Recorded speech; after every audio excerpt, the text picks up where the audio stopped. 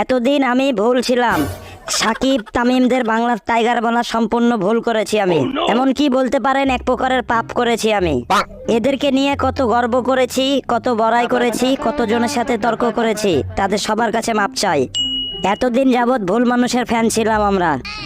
আর যাদেরকে কিছু মনেই করতাম না, চিনতাম না, জানতাম না, তারাই আজকে দেশের রিয়েল সুপারহিরো। বলা যেতে পারে এক প্রকার অ্যাভেঞ্জার টিম।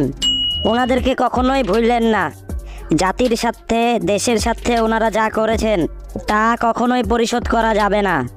কেউ দল গোছাতে ব্যস্ত, কেউ গদি পাইতে ব্যস্ত, আর সাধারণ ছাত্রছাত্রীরা দেশ গোছাতে ব্যস্ত। আল্লাহ রহম করুন আমাদের এই ছাত্রছাত্রী ভাই বোনদের উপর।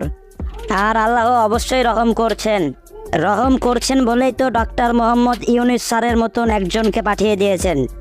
ওনার একটা বক্তব্য শুনে আমার খুব ভালো লেগেছে। তা হলো, পুরো বাংলাদেশ একটা পরিবার, এই পরিবার একসাথে থাকবে ও চলবে।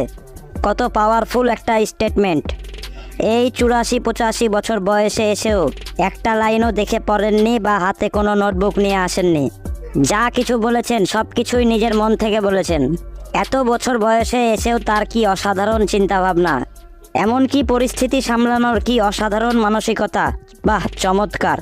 কেউ এসে মেট্রো রেলের জন্য কাঁদলো, আর কেউ আবু সাইদ ও মুগ্ধর জন্য কাঁদলো। এখানেই পার্থক্য বুঝে নেন কে কেমন। যদি বুঝেন তাহলে বুঝপাতা, আর না বুঝলে তেজপাতা, আর বেশি বুঝলে আলাপাতা। জি স্যার।